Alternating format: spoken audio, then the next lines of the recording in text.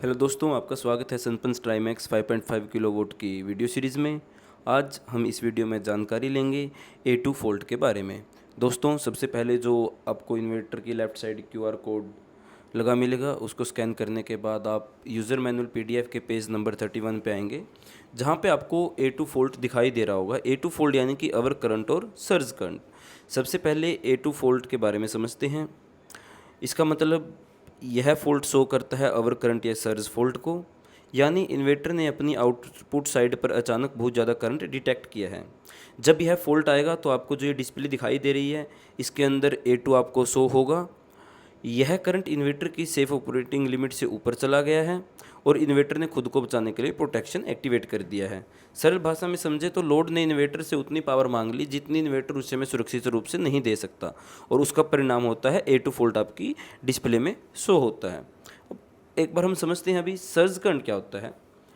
कई appliances start होते समय नॉर्मल करंट से कई गुना ज़्यादा करंट लेते हैं, इसे कहते हैं सर्ज करंट या स्टार्टिंग करंट। A2 फोल्ट आने के कुछ मुख्य कारण। सबसे पहला कारण हैवी मोटर स्टार्टिंग। सबसे कॉमन कारण होते हैं water pump, air conditioner, air compressor, workshop machines. इन सभी में स्टार्टिंग करंट बहुत ज़्यादा होता है। जब मोटर स्टार्ट होती है तो इन्वर्टर सर्ज करंट डिटेक्ट करता है और A2 फोल्ट जनरेट हो जाता है। कई बार जब हम AC ऑन करते हैं तो उस टाइम पे भी क्या होता है, सर्ज करंट आ जाता है, जिसकी वजह से A2 फोल्ट हमें शो होता है।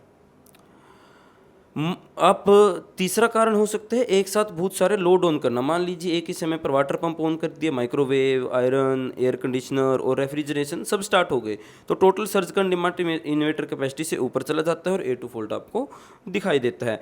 कई बार क्या होता है कि आपकी जो बैटरी है वो वीक होती है, तो वो ज़्यादा लोड नहीं संभाल पाती, जिसकी वजह से भी A2 फोल्ट आपको शो होता है।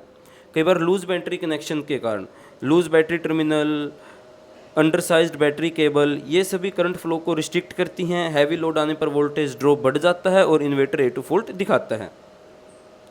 अब बात करते हैं कि आपको A2 फोल्ट को आइडेंटिफाई कैसे करना है। सबसे पहले ऑब्जर्व करें क्या फोल्ट किसी स्पेसिफिक अप्लायंसेस को ऑन करते समय आया है, जैसे पंप, AC, कंप्रेसर, मोटर। अगर हाँ, तो समस्या उसी लोड से जुड़ी हो सकती है। दूसरा, सभी हैवी लोड्स को ऑफ कर दें। अब इन्वर्टर रिस्टार्ट करें। अगर फोल्ट गायब हो जाए तो लोड रिलेटेड इश्यू है। LCD पर बैटरी वोल्टेज देखें या मल्टीमीटर से मेज़र करें। अगर हैवी लोड स्टार्ट करते समय वोल्टेज तेज़ी से गिरती है तो बैटरी वीक हो सकती है, तो उस समय आपको बैटरी चेंज करने की आवश्यकता है। आप बैटरी टर्मिनल चेक कर सकते हैं, कोई लूज कनेक्शन तो नहीं है, heating marks, corrosion, undersized cable, ये सभी चेक करें। ये सभी भी A2 फोल्ट्स के कारण हैं।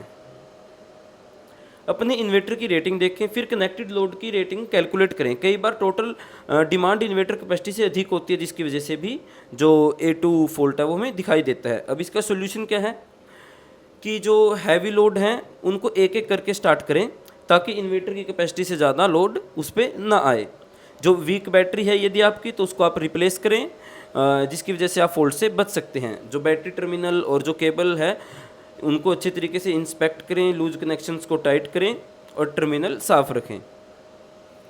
जो रिकमेंडेड केबल साइज़ है उसका ही इस्तेमाल करें। पतली केबल करंट फ्लो रिस्ट्रिक्ट करती है।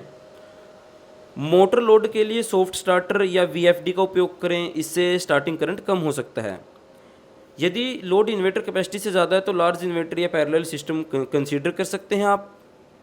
तो दोस्तों, इस तरीके से आप A2 फोल्ट को आइडेंटिफाई कर सकते हैं, उसके सॉल्यूशन को इम्प्लीमेंट कर सकते हैं। आज की वीडियो में बस इतना ही। धन्यवाद।